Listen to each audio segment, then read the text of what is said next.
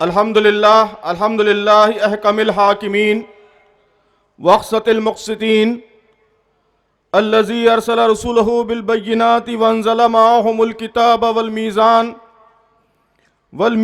لیقوم الناس بالقسط والصلاة والسلام علی المبعوث رحمة للعالمین حکم فعدل ودل علی النور المبین وعلى آلہ وصحبہ ومن تبعہم بإحسان إلی یوم الدین فاعوذ باللہ من الشیطان الرجیم بسم اللہ الرحمن الرحیم یا ایہا الذین آمنوا کونوا قوامین بالقسط شہداء للہ ولو علی انفسکم او الوالدین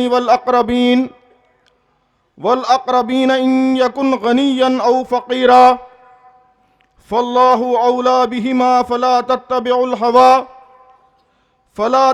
الہوى ان تعدلوا وَإِن تَلْوُوا أَوْ تُعْرِضُوا فَإِنَّ اللَّهَ كَانَ بِمَا تَعْمَلُونَ خَبِيرًا صدق اللہ العظیم رب اشرح لی صدری ویسر لی امری واحلل عقدۃ من لسانی یفقہوا قولی۔ محترم مولانا عمرین محفوظ رحمانی صاحب، سیکریٹری آل انڈیا مسلم پرسنل لا بورڈ، جناب ملک معتصم خان صاحب، سیکریٹری جماعت اسلامی ہند، جناب رضوان الرحمان خان صاحب، امیر حلقہ جماعت اسلامی ہند حلقہ مہاراشٹر، اسٹیج پر تشریف فرما دیگر مہمانان گرامی اور شہر اکولا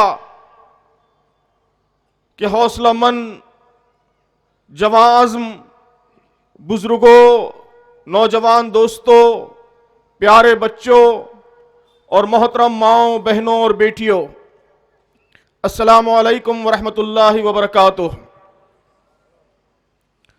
ایک ایسے وقت میں جبکہ ملک میں ظلم، ناانصافی، نفرت، تفریق، ان سب کی تاریکیاں بہت گہری ہو چکی ہیں، میں سمجھتا ہوں کہ آج اکولا شہر میں امید کی ایک نئی کرن پھوٹ رہی ہے۔ عدل و قسط کے عنوان پر اکولا کے مسلمانوں کا یہ جم غفیر انشاءاللہ ایک تبدیلی کی علامت ہے۔ میں دعا کرتا ہوں کہ یہ کرن بہت جلد ایک چمکتے دمکتے آفتاب کا، روشنی کے ایک عظیم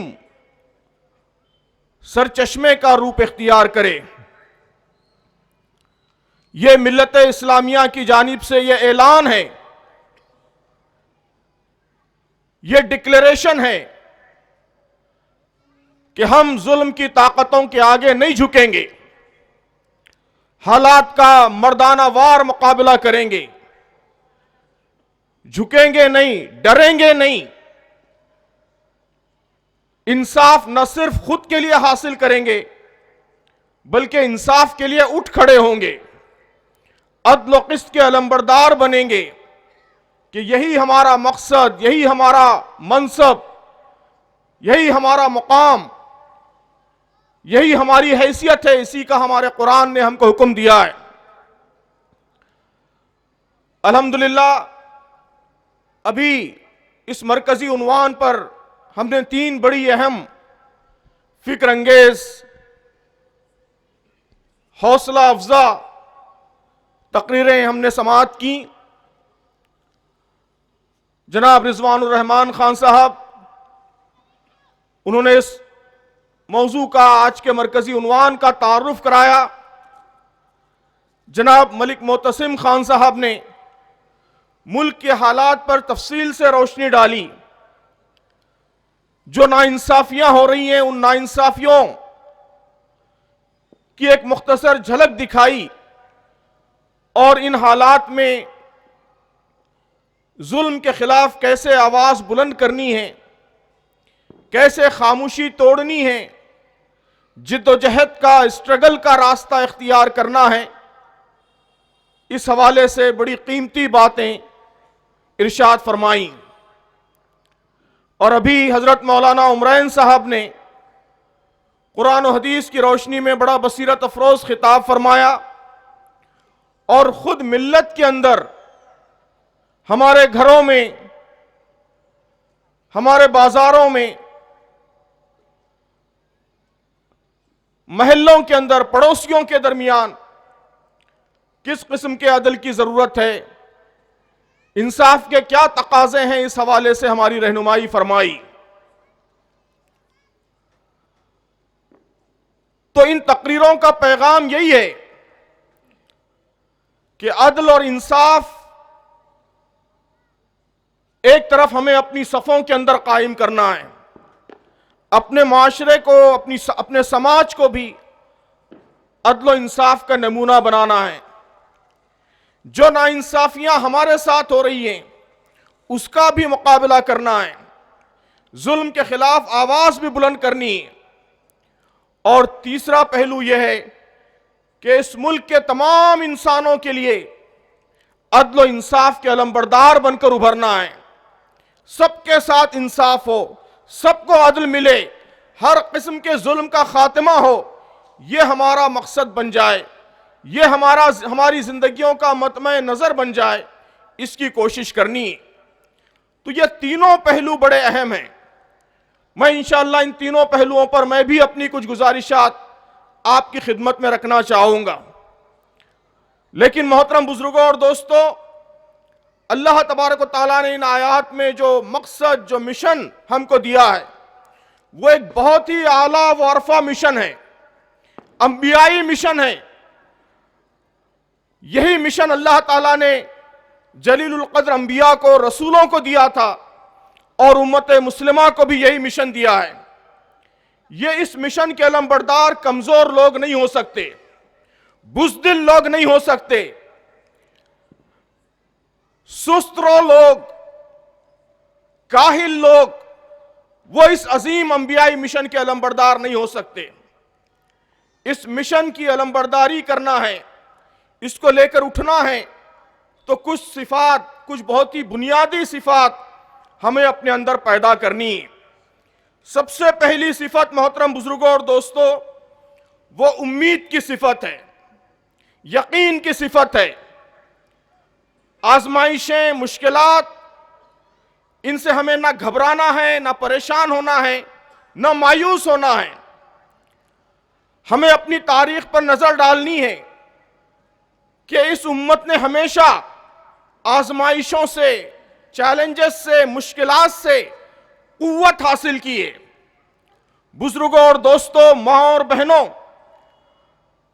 مصائب کے طوفان اس امت پر ٹوٹے تو اس نے نئی جولانی ان کے ذریعے حاصل کی ہے، نئی زندگی حاصل کی ہے، نئی تابندگی حاصل کی ہے۔ یہی آزمائشوں کا مقصد ہوتا ہے۔ قرآن مجید میں اللہ تبارک و تعالیٰ نے آزمائشوں کے مقاصد بیان کیے ہیں۔ یہاں بھی اشارہ ہوا کہ آزمائش کا ایک مقصد یہ ہے کہ اللہ تبارک و تعالیٰ آزماتا ہے، اس کے ذریعے امتحان لیتا ہے، کھرے کھوٹے کو الگ کر دیتا ہے۔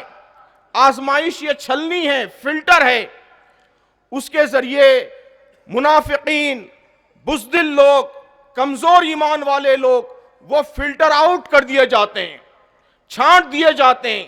اللہ تعالیٰ اہل ایمان کو، اپنے فرما بردار بندوں کو الگ کر لیتا ہے۔ آزمائشوں کا مقصد یہ ہوتا ہے کہ اس کے ذریعے اللہ تبارک و تعالیٰ ہماری کمزوریوں کو دور کرتا ہے۔ نارمل حالات میں اگر سب کچھ نارمل رہے تو ہم اپنی روش نہیں بدلتے، اپنی کوتاہیوں، کمزوریوں کی طرف متوجہ نہیں ہو پاتے، اسٹیٹس کو مینٹین کرتے ہیں۔ جس روش پر، جس راستے پر ہم صدیوں سے چلتے آ رہے ہیں، اسی راستے پر چلنا چاہتے ہیں۔ نئے راستے تلاش کرنا، نئے دروازے وا کرنا، نئی تدبیریں اختیار کرنا، اس کی جستجو نہیں ہوتی۔ لیکن جب مشکلات پیش آتی ہیں، آزمائشیں آتی ہیں، تو ہم اپنی کمزوریوں کی طرف متوجہ ہوتے ہیں، ہم اپنی غلطیوں کی اصلاح کرتے ہیں، اپنے رویوں کو درست کرتے ہیں، اپنا احتساب لیتے ہیں، جائزہ لیتے ہیں۔ یہ آزمائش کا ایک اہم مقصد ہوتا ہے کہ اس کے ذریعے اللہ تعالی ہمارا ریفارم چاہتا ہے، ہمیں اپنے مقصد کی طرف متوجہ کرنا چاہتا ہے۔ آزمائش یہ انسانوں کی طاقت، ان کی صلاحیت بڑھاتی ہے۔ میں ہمیشہ مثال دیتا ہوں کہ اگر مجھ سے کہا جائے کہ میں پوری قوت سے دوڑوں اور آپ اسٹاپ واچ لگا کر میری سپیڈ نوٹ کریں کہ میں میکزیمم کس رفتار سے دوڑ سکتا ہوں، نوٹ کر لیجئے۔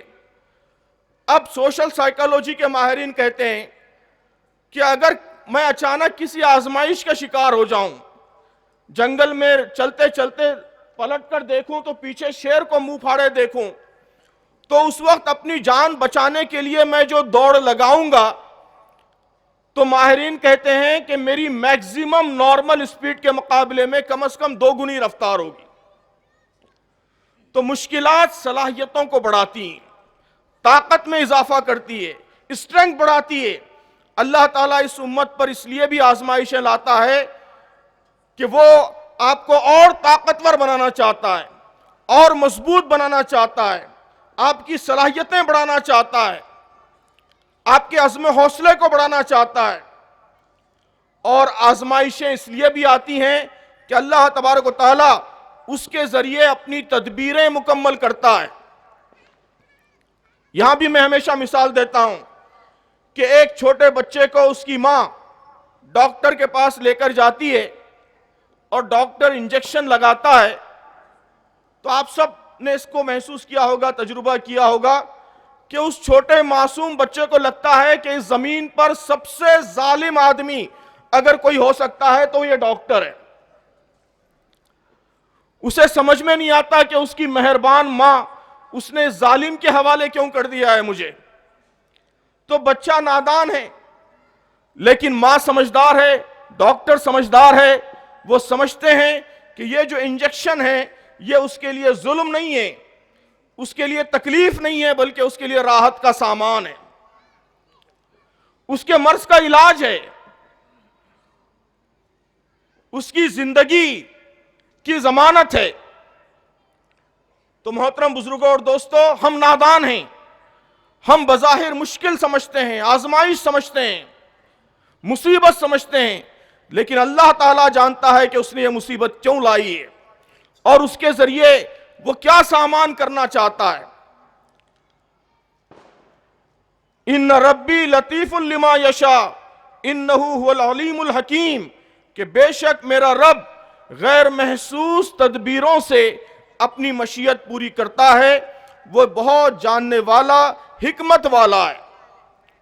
یہ سورہ یوسف کی آیت ہے، اور سیدنا یوسف علیہ السلام نے یہ بات اس وقت ارشاد فرمائی تھی جب وہ مصر کے تخت پر تشریف فرما تھے اور انہوں نے اپنے والدین کو بھی تخت پر بٹھایا۔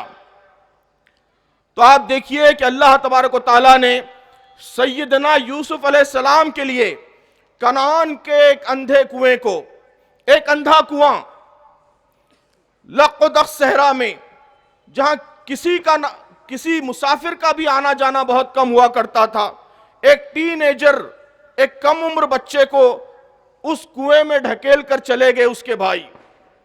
بظاہر تو زندگی کی امید ختم ہو گئی، اس سے بڑی کسی مصیبت کا کیا تصور کیا جا سکتا ہے؟ کسی انسان پر جو انتہائی سخت مصیبت آ سکتی ہے، میں سمجھتا ہوں کہ اس کی ایک شکل تھی، لیکن اللہ تعالیٰ نے سیدنا یوسف علیہ السلام کے لیے کنعان کے اس اندھے کنویں کو مصر کے تاج و تخت کا پہلا زینہ بنایا، اور اس کے بعد مصر کی جیل میں طویل قید اسے ان کے تاج و تخت کا دوسرا زینہ بنایا۔ ان 2 زینوں سے چڑھ کر وہ مصر کے تاج و تخت پر براجمان ہوئے۔ تو جن چیزوں کو ہم مصیبتیں کہتے ہیں، ہم نہیں جانتے کہ اللہ تبارک و تعالیٰ اسے ہمارے لیے کس قسم کی سیڑھیاں بنا رہا ہے، ان سے گزر کر ہمیں کہاں پہنچنا ہے۔ ہمیں اللہ کی ذات سے اچھی امید رکھنی چاہیے، دعا کرنی چاہیے، اور حالات کو اسی امید کی نگاہ سے دیکھنا چاہیے۔ دوسری چیز کہ ایسے حالات میں ہمارے لیے حکم کیا ہے اللہ تبارک و تعالیٰ کا؟ اللہ تعالیٰ کا حکم یہ ہے کہ ان حالات میں ہم استقامت کا مظاہرہ کریں، پرزیورنس، استقامت، اپنے اصولوں پر چٹان کی طرح جم جائیں۔ عدل و انصاف کے علم بردار آپ بننا چاہتے ہیں تو یہ عین ضرورت ہے اس کی کہ اپنے اصولوں پر استقامت کی صلاحیت ہمارے اندر پیدا ہو۔ وَكَأَيٍّ مِّن نَبِيٍّ قَاتَلَ مَعَهُ رِبِّيُّونَ كَثِيرٌ، اللہ تعالیٰ قرآن مجید میں فرماتا ہے کہ اس سے پہلے بہت سے نبی گزر چکے جن کے ساتھ مل کر خدا پرستوں نے جنگ کی۔ فَمَا وَهَنُوا لِمَا أَصَابَهُمْ فِي سَبِيلِ اللَّهِ، اللہ کی راہ میں جو مصیبتیں ان پر پڑیں اس پر وہ ہرگز دل شکستہ نہیں ہوئے، مایوس نہیں ہوئے۔ وَمَا ضَعُفُوا وَمَا اسْتَكَانُوا، انہوں نے کمزوری نہیں دکھائی، باطل کے آگے سرنگوں نہیں ہوئے۔ وَاللَّهُ يُحِبُّ الصَّابِرِينَ، کہ اللہ تبارک و تعالیٰ صبر کرنے والوں کو پسند کرتا ہے۔ تو تین باتیں یہاں اللہ تعالیٰ نے اپنے جلیل القدر انبیاء کے حوالے سے بیان کی کہ انبیاء پر بھی ایسی مصیبتیں آئیں اور انہوں نے کیا کیا کہ وہ دل شکستہ نہیں ہوئے، مایوس نہیں ہوئے، امید کا دامن ہاتھ سے نہیں چھوڑا۔ اس پر میں ابھی کچھ باتیں عرض کر چکا ہوں۔ انہوں نے کمزوری نہیں دکھائی، باطل کے آگے سرنگوں نہیں ہوئے، بلکہ اپنے اصولوں پر پوری استقامت کے ساتھ ڈٹے رہے۔ محترم بزرگوں اور دوستو، استقامت ہی سب سے بڑی مزاحمت ہے۔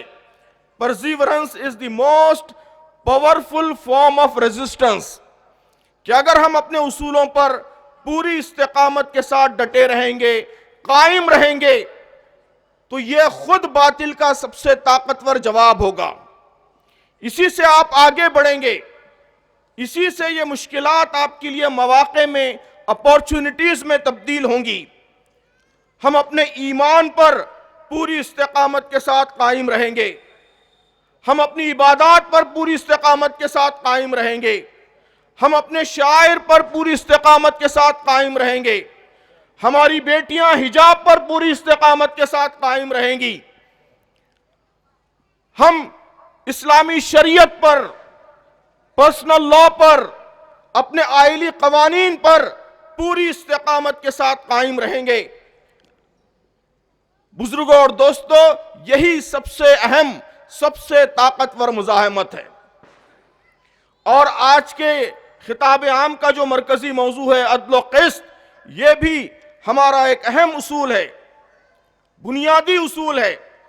عدل و قسط اپنی صفوں کے اندر، اپنے معاشرے کے اندر بھی قائم کرنا، اور پورے ملک کے سماج میں بھی عدل و قسط کے علمبردار بننا، عدل و قسط کا حوالہ بننا، یہ ہمارا ایک انتہائی اہم اصول ہے۔ یہ قرآن مجید کا حکم ہے، یہ قرآن مجید نے ہم کو مقصد و مشن دیا ہے۔ اس لیے عدل و قسط کی لڑائی میں بھی ہم پوری استقامت کے ساتھ قائم رہیں گے، بھرپور استقامت کا مظاہرہ کریں گے۔ عدل و قسط کی کیا اہمیت ہے؟ میرے پیشرو مقررین نے تفصیل سے باتیں رکھ دیں کہ عدل و قسط، قرآن مجید میں عدل و قسط کا ذکر اس کثرت سے اور اتنے پیرایوں میں آیا ہے کہ اس کو سامنے اگر رکھیں گے آپ تو اسلامی شریعت کا عنوان ہی عدل بن جاتا ہے، اسلامی شریعت کا ٹائٹل ہی عدل بن جاتا ہے، اسلامی شریعت کی سب سے بڑی خصوصیت عدل بن جاتا ہے۔ اللہ تعالیٰ نے اسے رسولوں کی بعثت کا مقصد قرار دیا ہے۔ دونوں مقررین نے اس کا تذکرہ کیا، لَقَدْ أَرْسَلْنَا رُسُلَنَا بِالْبَيِّنَاتِ وَأَنزَلْنَا مَعَهُمُ الْكِتَابَ وَالْمِيزَانَ لِيَقُومَ النَّاسُ بِالْقِسْطِ، کہ اللہ تعالیٰ نے فرمایا کہ رسولوں کو بھی اسی لیے نازل کیا گیا، کتاب بھی اسی لیے نازل کی گئی، میزان بھی اسی لیے نازل کیا گیا تاکہ انسانوں کو عدل و قسط پر قائم کیا جا سکے۔ خود قرآن مجید کے بارے میں کہا گیا کہ یہ عدل و قسط کا بیان ہے، وَتَمَّتْ كَلِمَةُ رَبِّكَ صِدْقًا وَعَدْلًا، کہ تمہارے رب کا کلام سچائی میں اور انصاف میں کامل ہے۔ قرآن مجید کہتا ہے کہ مسلمانوں کا عمل ان کی پالیسی ہی نہیں بلکہ ان کا قول، ان کا بیانیہ، ان کا نریٹیو، ان کا ڈسکورس، یہ سب بھی عدل پر مبنی ہونا چاہیے، جسٹس پر مبنی ہونا چاہیے۔ جسٹس کے خلاف، عدل کے خلاف کوئی بات بھی ہم زبان سے نہیں نکالیں گے۔ عمل کرنا، انجسٹس کرنا، یہ تو بہت دور کی بات ہے۔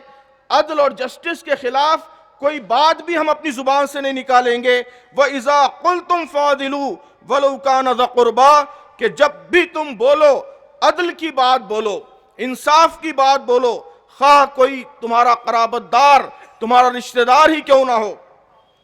قرآن نے خاص طور پر تاکید کی ہے کہ عزیز و اقارب کی محبت، امیر غریب کے تعصبات اور نفس کی خواہش، کوئی چیز بھی عدل کے راستے میں رکاوٹ نہ بننے پائے، اور ہمارے مزاج کی، ہماری کمزوریوں کی رعایت کرتے ہوئے کہ انسانوں کے درمیان تعصبات پائے جاتے ہیں، اپنی قوم کے تعصبات، اپنی نسل کے تعصبات، اپنے فرقے کے تعصبات، تو اس مزاج کو اس محسوس کرتے ہوئے اللہ تعالیٰ نے خاص طور پر حکم دیا ہے کہ وَلَا يَجْرِمَنَّكُمْ شَنَانُ قَوْمٍ عَلَىٰ أَلَّا تَعْدِلُوا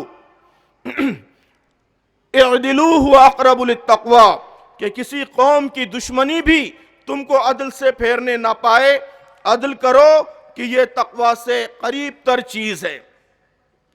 تو محترم بزرگوں اور دوستوں اور عزیز نوجوانوں، اس ملک میں فرقہ پرست طاقتیں، انسانیت کی دشمن طاقتیں، وہ ہمیں اپنے اس مقصد و مشن سے دور کرنا چاہتی ہیں۔ وہ ہمیں اپنی سلامتی کے مسائل میں گرفتار رکھنا چاہتی ہیں۔ وہ چاہتی ہیں کہ روزانہ ہم صرف اپنے بچاؤ کی، اپنی سلامتی کی لڑائی لڑتے رہیں، اسی میں مصروف ہو جائیں، فائر فائٹنگ میں مصروف ہو جائیں، اور عدل و قسط کا جو مشن قرآن نے آپ کو دیا ہے، اس مشن کی طرف متوجہ ہونے کی آپ کو مہلت نہ ملے۔ آپ یہ اعلان کر دیجئے، یہ عزم کیجئے کہ ہم یہ ہونے نہیں دیں گے، ہم یہ ہونے نہیں دیں گے۔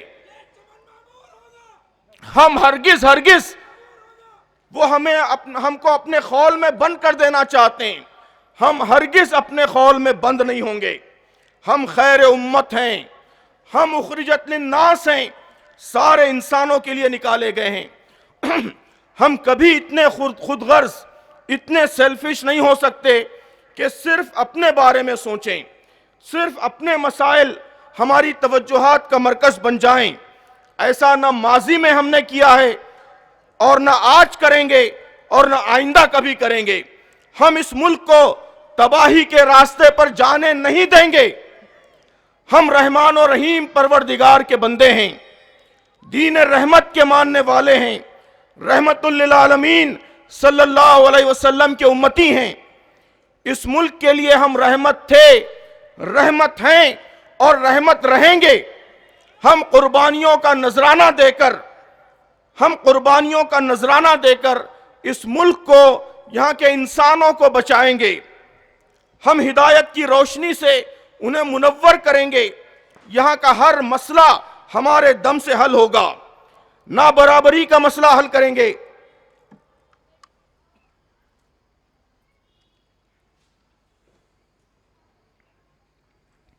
نا برابری کا مسئلہ حل کریں گے، معاشی عدم مساوات کا مسئلہ حل کریں گے، ظلم و طغیانی کا مسئلہ حل کریں گے، امیروں کی جانب سے غریبوں کے استحصال کا مسئلہ حل کریں گے، بھوک مری کا مسئلہ حل کریں گے۔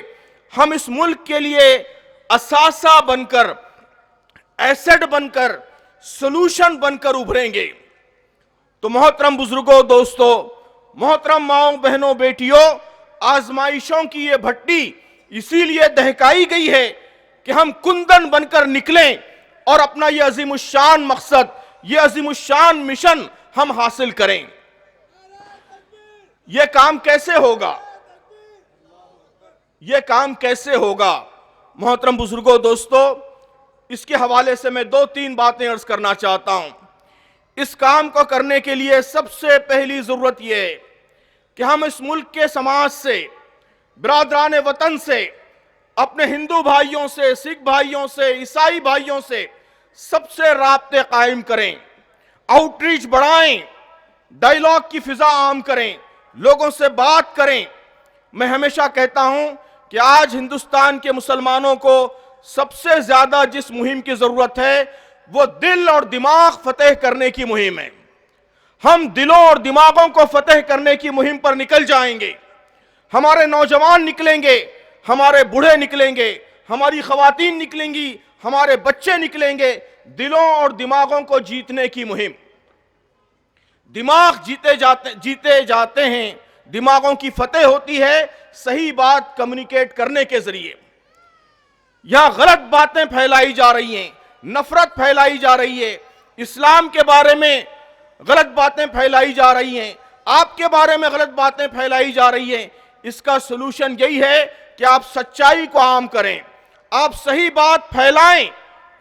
میں ہمیشہ کہتا ہوں کہ آئندہ 2-3 سال کوشش کر کے اس ملک میں یہ فضا ہم کو بنانی چاہیے کہ اس ملک کا ایک عام غیر مسلم، ہمارا ایک عام ہندو بھائی، ایک عام سکھ بھائی، وہ اسلام کیا ہے، مسلمان کیا ہیں، یہ باتیں اس کو ٹیلی ویژن چینل سے معلوم نہ ہوں، اخبار سے معلوم نہ ہوں، بلکہ اپنے مسلمان پڑوسی سے معلوم۔ جس دن یہ صورتحال پیدا ہو جائے گی محترم بزرگوں اور دوستو، جس دن یہ صورتحال پیدا ہو جائے گی، نہ صرف آپ کے مسائل حل ہو جائیں گے بلکہ عدل و انصاف کی طرف، عدل و قسط کی طرف یہ ایک طاقتور پیش رفت ہوگی۔ اسلام کا پیغام سراسر عدل کا پیغام ہے، سراسر انصاف کا پیغام ہے، سارے انسانوں کے ساتھ اس میں عدل و قسط ہے۔ اس زندگی میں بھی یہ عدل و قسط کی ضمانت دیتا ہے اور آخرت میں بھی کامیابی کی ضمانت دیتا ہے۔ تو محترم بزرگوں اور دوستو، اس پیغام کو عام کیجئے، صحیح بات لوگوں تک کمیونیکیٹ کیجئے، تو دماغ صحیح بات کمیونیکیٹ کرنے کے ذریعے فتح ہوتے ہیں، اور دل فتح ہوتے ہیں خدمت کے ذریعے، سروس کے ذریعے۔ کووڈ کے دوران آپ حضرات نے سارے ملک کے مسلمانوں نے جو خدمات انجام دیں، جو بے لوث خدمات انجام دیں، آگے بڑھ کر خدمات انجام دیں، تو اس کا نتیجہ آپ نے محسوس کیا کہ اس نے خود بخود نفرت کی فضا کو ختم کرنا شروع کر دیا، دوریاں مٹانی شروع کی۔ تو محترم بزرگوں اور دوستو، دلوں اور دماغوں کو جیتنے کی مہم، یہ عدل و قسط کے قیام کی طرف، اس ملک کے حالات کو بہتر بنانے کی طرف آج کے زمانے میں سب سے طاقتور پیش رفت ہے۔ اس کا عہد کیجئے، اس کے لیے اٹھ کھڑے ہوئیے، یہی عدل و قسط کے لیے اٹھ کھڑا ہونا ہے۔ دوسری ضرورت وہی ہے جس پر ابھی مولانا عمرین صاحب نے بہت تفصیل سے روشنی ڈالی ہے، کہ ہم خود، ہمارا سماج خود، مسلم سوسائٹی خود عدل و قسط کا نمونہ بن جائے، اسلام کی ہم عملی شہادت دیں، اسلام کا عملی نمونہ لوگوں کے سامنے پیش کریں، ہمارے تاجر بتائیں کہ عدل و قسط پر مبنی مسلمان کی تجارت کیسی ہوتی ہے، ہمارے خاندان ڈیمانسٹریٹ کریں، مظاہرہ کریں کہ عدل کی بنیاد پر، اسلام کی تعلیمات کی بنیاد پر، قرآن کی تعلیمات کی بنیاد پر جو خاندان وجود میں آتا ہے وہ کیسے اس دنیا میں جنت کا نمونہ ہوتا ہے۔ ہمارے خاندانوں سے لوگوں کو معلوم ہو کہ عورتوں کو یہاں کتنی عزت دی جاتی ہے، بیٹیوں کا کتنا احترام کیا جاتا ہے، شادیاں یہاں کتنی سمپل ہیں، بہو کے ساتھ کتنا حسن سلوک کیا جاتا ہے۔ ہمارے محلے بتائیں کہ پڑوسیوں کے ساتھ تعلقات یہ اسلام کی تعلیمات کی روشنی میں کیسی ہو جاتی ہیں، کتنے مثالی محلے، کتنے مثالی معاشرے اس کے نتیجے میں وجود میں آتے ہیں۔ تو محترم بزرگوں اور دوستو، آج اس ملک میں نفرت کے خاتمے کے لیے، عدل و انصاف کی طرف پیش رفت کے لیے ایک بڑی ضرورت یہ ہے کہ ہمارا سماج اسلام کا نمونہ بنے۔ ہم اسلام کا نمونہ بنیں گے تو اللہ کی مدد و نصرت شامل حال ہوگی، اس کے نتیجے میں صحیح بات کمیونیکیٹ ہوگی۔ میڈیا چاہے کتنی ہی غلط باتیں پھیلاتا رہے، لوگ جب اپنے سر کی آنکھوں سے آپ کے معاشرے میں اسلام کی برکتوں کا نظارہ دیکھیں گے، اسلام کے چلتے پھرتے نمونوں کو دیکھیں گے تو میڈیا کا اور پولیٹیشنز کا، سیاستدانوں کا سارا پروپیگنڈا بے اثر ہو جائے گا، لوگ اس پر ہرگز یقین نہیں رکھیں گے۔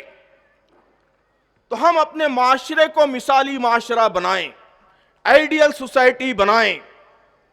ہماری خواتین طے کریں کہ ساس بہو کے تعلقات کے حوالے سے شریعت کی جو تعلیمات ہیں، چاہے کچھ ہو ہم ان تعلیمات کو نافذ کریں گے، اپنے گھروں میں اس کا نمونہ قائم کریں گے۔ اکولا شہر کی خواتین طے کریں کہ اکولا میں کسی مسلمان گھر سے بہو کی کوئی شکایت سامنے نہیں آئے گی۔ وراثت کے احکام شریعت کے بڑے اہم احکام ہیں۔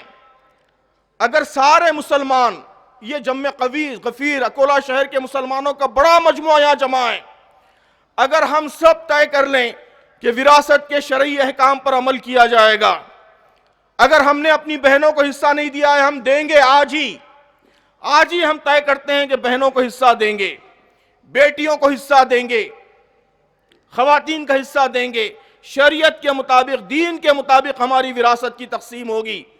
یہ عملی نمونہ محترم بزرگوں دوستو خود آپ کی سینکڑوں تقریروں پر بھاری ہوگا، اور یہ نمونہ سارے پروپیگنڈے کو ہرانے کے لیے کافی ہے۔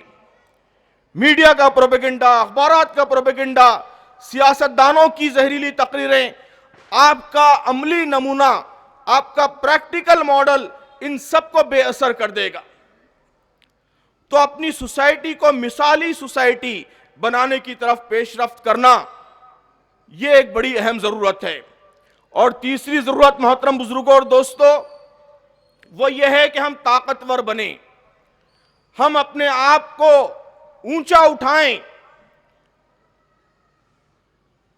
اللہ کے دین کے علمبردار، قرآن مجید کے علمبردار، اسلام کے علمبردار، وہ اگر کمزور ہو جائیں تو یہ انسانیت کا بہت بڑا المیہ ہوتا ہے، انسانیت کا بہت بڑا کرائسس ہوتا ہے۔ اس لیے کہ آپ رحمت کو عام کرنے والے ہیں، آپ نظام رحمت کو قائم کرنے والے ہیں، آپ لوگوں کو انصاف دلانے والے ہیں، انسانوں کی امیدوں کا محور و مرکز ہیں۔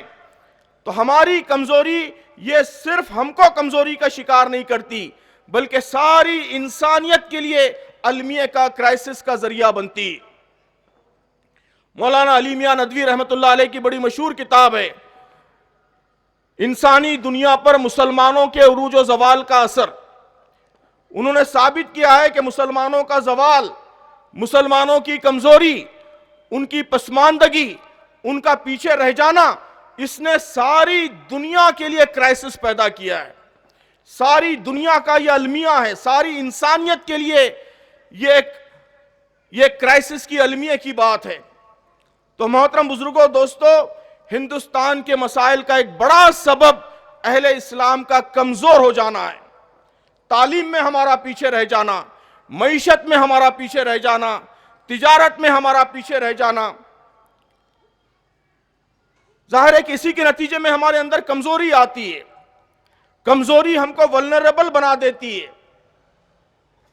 ستم رسیدہ بنا دیتی ہے، ستم پذیر بنا دیتی ہے، اور ہم ولنریبل ہوتے ہیں تو پورا سماج یہ کرائسس کا شکار ہوتا ہے۔ تو محترم بزرگوں دوستو، تیسری ضرورت یہ بھی ہے کہ ہم آگے بڑھیں، تعلیم میں آگے بڑھیں، معیشت میں آگے بڑھیں، ترقی کریں، میڈیا میں جائیں، سیاست میں جائیں، ہر میدان میں آگے بڑھیں، ہر میدان میں ترقی کریں، طاقتور بنیں۔ طاقتور ہمیں اس لیے نہیں بننا ہے کہ ہم کو حکومت کرنی ہے، طاقتور ہم کو اس لیے نہیں بننا ہے کہ دوسری قوموں پر ہم کو تسلط حاصل کرنا ہے۔ طاقت، قوت، آگے بڑھنا اس لیے تاکہ اس ملک کے ہر انسان کو انصاف مل سکے، تاکہ سب کو برابری کے حقوق مل سکیں، تاکہ سب کی زندگی بہتر ہو سکے، ہماری زندگی بھی بہتر ہو اور سب انسانوں کی زندگی بہتر ہو۔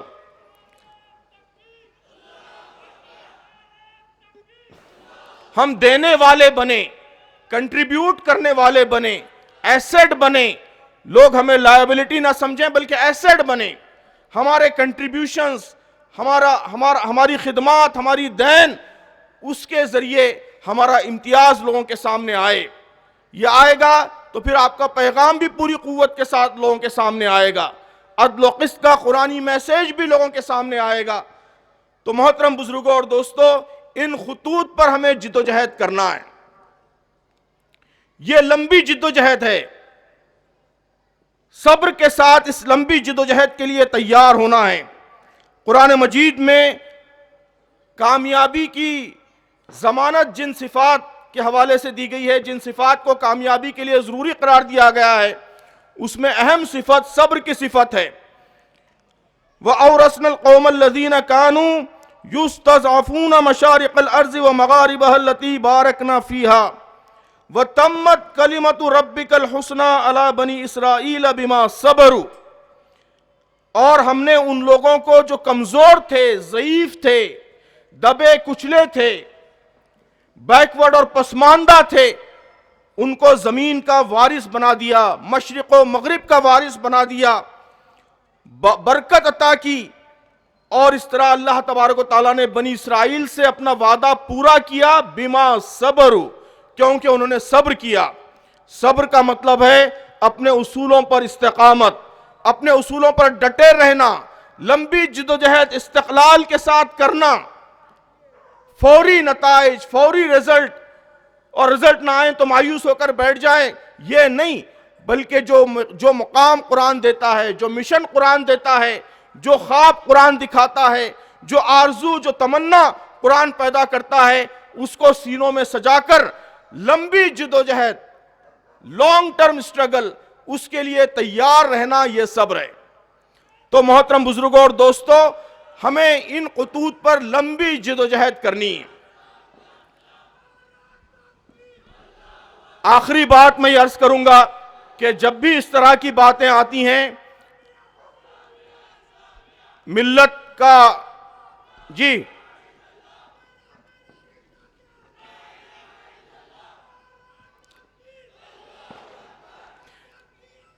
جب بھی اس طرح کی باتیں آتی ہیں تو ہم سمجھتے ہیں کہ یہ سارے پروگرام بہت اچھے ہیں، جو باتیں کہی جا رہی ہیں وہ بہت اچھی ہیں، یہ سب ہونا چاہیے، دلوں اور دماغوں کو فتح کرنے کی مہم ہونی چاہیے، مسلم معاشرے کو اپنے اندر اصلاح لانی چاہیے، اور تعلیم میں، معیشت میں آگے بڑھنا چاہیے. لیکن کریں کون؟ ہمارے علماء کو یہ کام کرنا چاہیے، ہمارے قائدین کو یہ کام کرنا چاہیے، جماعتوں کو یہ کام کرنا چاہیے. ہم سمجھتے ہیں کہ یہ کچھ اور لوگوں کے کرنے کا کام ہے، ہمارا کام سننا ہے. ایسا ہرگز نہیں ہے. محترم بزرگوں دوستو، ہم میں سے ہر ایک انفرادی طور پر، ذاتی طور پر بھی ان کاموں کا بیڑا اٹھائے.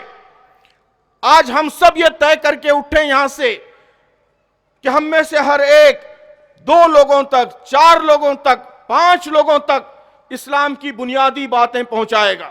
کیا یہ کام مشکل کام ہے؟ آپ بتائیے، کیا یہ کام مشکل کام ہے؟ آپ سب تاجر ہیں، آپ اسٹوڈنٹس ہیں، آپ امپلائیز ہیں، آپ محلوں میں رہتے ہیں، مختلف لوگوں سے ملتے ہیں.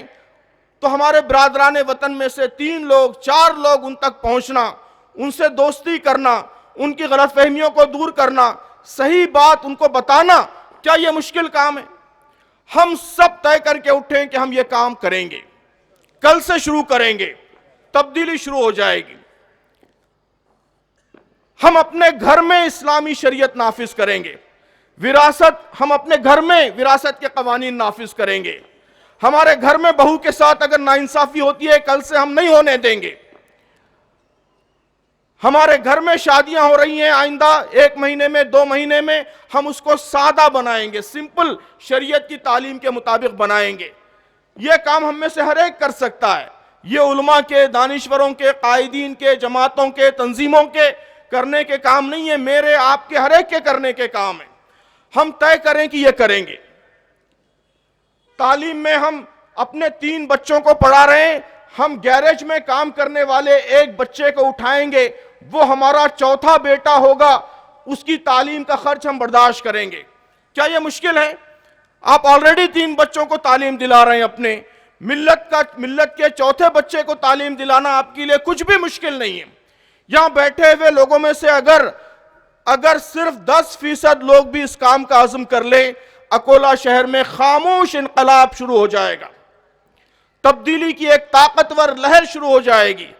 تو محترم بزرگوں، دوستو، ہمارا بڑا المیہ یہی ہے کہ ہم میں سے ہر ایک کام بتاتا ہے، کاموں کی اہمیت بھی محسوس کرتا ہے، لیکن ہم سمجھتے ہیں کہ یہ کام دوسروں کو کرنا ہے۔ دانشور سمجھتے ہیں کہ علماء کے کرنے کے ہیں، علماء سمجھتے ہیں کہ دانشوروں کو کرنا چاہیے، بزرگ سمجھتے ہیں کہ نوجوانوں کو کرنا چاہیے، اور نوجوان سمجھتے ہیں کہ نہیں، بزرگوں کو کرنا چاہیے۔ نہیں، مجھے کرنا چاہیے، میں کروں گا، کل سے میں یہ شروع کر رہا ہوں۔ یہ عزم اگر ہم سب میں پیدا ہو جائے تو یہی تبدیلی کی شروعات ہوگی، یہی عدل و قسط کی طرف آپ کا طاقتور قدم ہوگا۔ اللہ تعالیٰ سے دعا ہے کہ اللہ تعالیٰ ہم سب کو صحیح معنوں میں عدل و قسط کا علمبردار بنائے، ہم سب کو صحیح معنوں میں قرآنی مشن کا، قرآنی مقصد کا، قرآنی نصب العین کا، قرآنی آبجیکٹو کا پیکر بنائے، ہماری آنکھوں میں وہی خواب سجائے جو قرآن سجانا چاہتا ہے، ہمارے دل میں وہی تمنائیں، وہی آرزویں پیدا ہوں جو قرآن پیدا کرنا چاہتا ہے، ہمارے سینوں میں وہی ولولے پیدا ہوں جو قرآن پیدا کرنا چاہتا ہے، اور وہی تبدیلی ہم سب کی زندگی کی سب سے بڑی دلچسپی